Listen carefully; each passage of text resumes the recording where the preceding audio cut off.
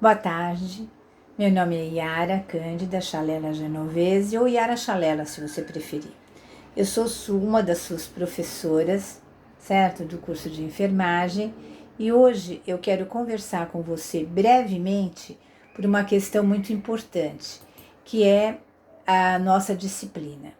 A nossa disciplina, ela seria, teoricamente, né, por acaso, uma disciplina prática, muito mais prática, né? Mas, devido às adaptações que nós temos que fazer, então eu fiz uma reformulação no conteúdo. Enquanto nós estivermos à distância em termos virtuais, nós vamos conseguir trabalhar o conteúdo sem que isso implique na nossa vivência prática, como nós tínhamos combinado, tá?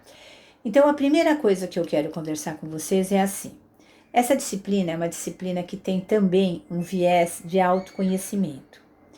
Esse viés de autoconhecimento é muito importante para a saúde mental, né?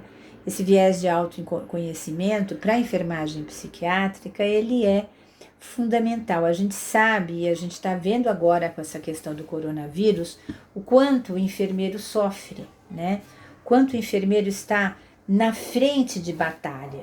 Então, esse primeiro tópico que eu estou trazendo para vocês, que está lá para vocês verem no fórum, é um tópico que fala exatamente sobre isso. Como você cuida da sua saúde mental nesse momento em que você está, na verdade, numa situação de risco como todo mundo, certo? Vocês ainda não estão trabalhando, mas daqui a pouco vocês vão estar, e vocês estão solidários, certamente, aos enfermeiros que já estão trabalhando com os enfermos. Então, nós vamos falar um pouquinho sobre o que é semiologia. O que é semiologia, né? É a parte das ciências de saúde relacionada ao estudo dos sinais e sintomas das doenças humanas e animais. Ela é muito importante para o diagnóstico da grande maioria das enfermidades. Na grande maioria das enfermidades, o diagnóstico é clínico, né? Portanto, com base na semiologia. O que é sintoma? É toda a informação subjetiva descrita pelo paciente. Toda informação é um sintoma. Não é possível ser confirmado pelo examinador, porque a sensação é subjetiva, tá certo? Então, o paciente é que vai perceber algo em si e vai nos comunicar. Então, a gente vai ver que a anamnese é a parte da semiologia importante. Geralmente, o enfermeiro faz uma pré-consulta, tá certo? 80% dos diagnósticos são feitos a partir de uma boa anamnese e é importantíssima a atuação do enfermeiro nesta hora, tá? E a semiologia também é usada pela psicologia, pela enfermagem, não sei o quê. Agora vamos descobrir o que é semiotécnica. A semiotécnica é a técnica que utiliza os conceitos da semiologia através de uns questionários, de uma forma de perguntar para realizar um diagnóstico. Então, no caso de psicopatologia, por exemplo, saúde mental, que é o que nós estamos trabalhando aqui, certo? Os diagnósticos são diagnósticos relacionados a uma vivência diferente, um comportamento diferente, ideias diferentes, sentimentos diferentes. O que a gente entende por diferente, né? A gente entende por diferente aquilo que não tem uma relação direta com fenômenos externos que a gente possa justificar. Por exemplo, neste momento, se nós formos pensar em termos de ansiedade, a ansiedade que está perpassando a vida de todos nós, ela é uma ansiedade plenamente justificada, certo? Só que se ela criar uma intensidade tal que atrapalha a vida da pessoa, ela passa a ser, então, um sintoma, tá? Bom, então a semiotécnica, nós vamos começar por trabalhar com ela, com humor, afetividade e emoções, que são três conceitos extremamente relacionados, tá? O que é afetividade? É o estado de ânimo, certo? Aquele nível de humor que a pessoa tem, mais resfriado, mais acalorado, certo? Emoções e sentimentos são influenciados pelo nosso humor, o que por sua vez é influenciado pelos nossos pensamentos, hein? Isso é muito importante, tá? O humor, então, é uma tonalidade afetiva. Essa tonalidade afetiva acompanha os processos psíquicos. Ela dá um colorido à nossa cognição. Ela dá até um cantar diferente para uma mesma história. O humor é o estado de ânimo, ou que a gente chama também de estado de espírito de uma pessoa. Então, ele tem a ver com disposição, energia, motivação, bem-estar físico, psicológico, emocional e, portanto, social.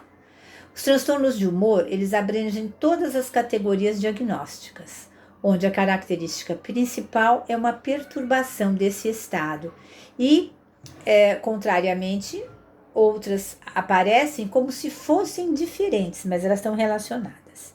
Então vamos falar sobre o que é um humor ansioso, que é o humor mais ou menos de todo mundo hoje com essa história do coronavírus.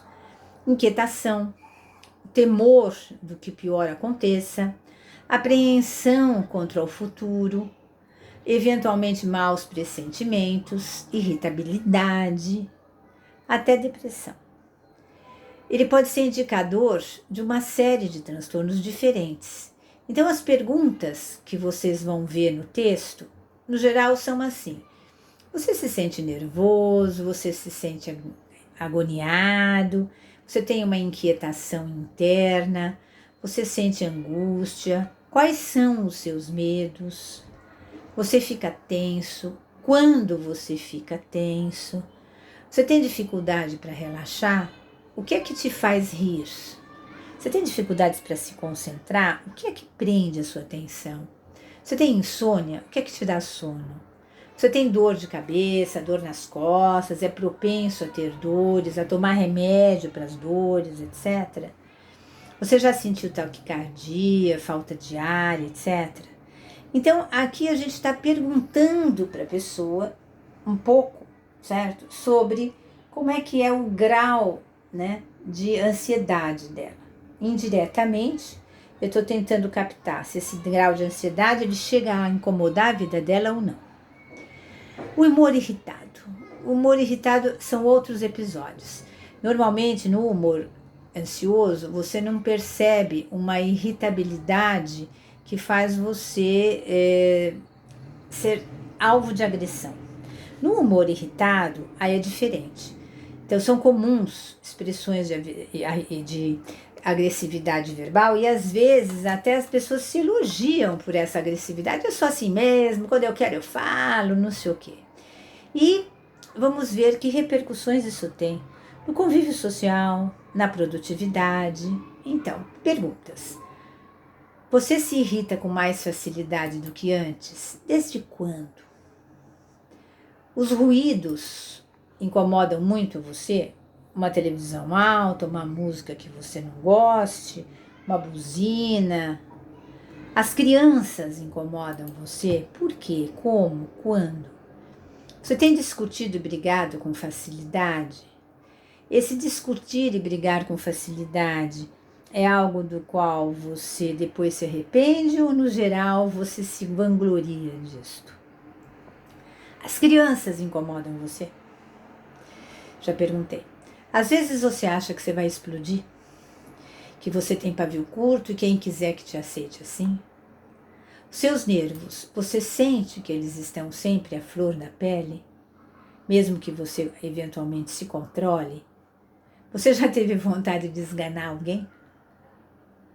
E de matar?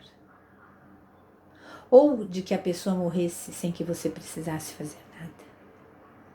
Por quê? O que essa pessoa te fez? Outro tipo de humor. Humor triste. Humor apático.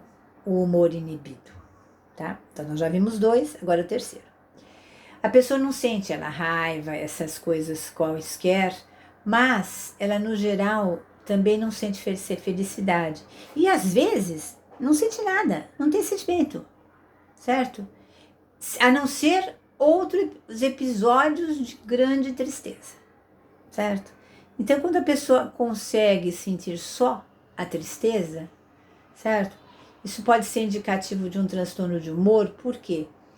Porque esse transtorno de humor pode estar ligado a uma depressão, ele pode estar ligado até a um problema neurológico, eventualmente, e ele pode estar tremendamente ligado à ideia de fracasso, queda de produtividade, queda na vida social, no convívio social, e lentidão. O humor depressivo ele é mais lento. As respostas demoram mais. A pessoa demora mais para entender o que a gente quer e para devolver o que a gente quer. Principalmente se ela for um pouco mais idosa. Então, a primeira pergunta. Você tem se sentido triste ou melancólico?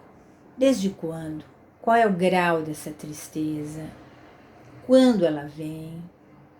Você tem se sentido desanimado? As coisas que davam prazer para você, agora não dão mais prazer para você? Você se sente cansado, sem energia, fraco, com dores difusas no corpo? Sim, quando? Quanto? Desde quando isso acontece? Você se sente fraco? Em que sentido? Você tem dificuldade de se alegrar com as coisas? O que te alegra? Existe alguma coisa que te alegre? Você gosta de filmes alegres, de histórias alegres, ou você prefere histórias tristes? Você já teve algum desequilíbrio, tanto do sono como do apetite? Alguma vez você já sentiu vontade de sumir e de morrer? Quando? Como foi isso? Você se sente sem esperança? Você tem esperança? Como é que nós vamos sair desta crise, na sua opinião? O que vai acontecer com você? Você sente tédio, monotonia, etc? As tarefas rotineiras da vida são um grande fardo para você? Quais que são um fardo? Quais que você não consegue? Você prefere se isolar e não receber visitas? E não visitar também? Você evita contato social? Sem contar do coronavírus agora.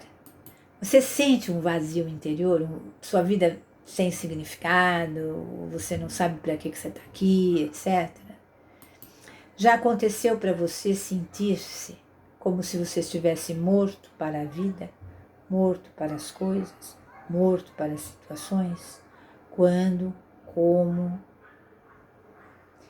Outro tipo de humor agora, bom, vamos falar o contrário, né? O humor chamado hipertímico, ou seja, caracterizado por um humor preponderantemente alegre, extrovertido, comunicativo, simpático, às vezes até com umas atitudes meio teatrais, buscando sempre por dinamismo, por estímulos, por aventuras. Isso também pode ser sinal de um transtorno de ansiedade, ou normalmente um transtorno que a gente chama de bipolar, né? As perguntas, então, abaixo vão explicar para você uma certa ideia se a gente capta essa flutuação do humor, né? Quando você costuma se sentir mais alegre que o comum? Ah, eu sei, você é uma pessoa alegre, estou percebendo, mas quando você fica mais alegre, né? Mais disposto? Já aconteceu para você ter mais vontade de falar e andar do que geralmente? Ou do que a maioria das pessoas? Você é mais forte e poderoso que a maioria das pessoas? Em quê?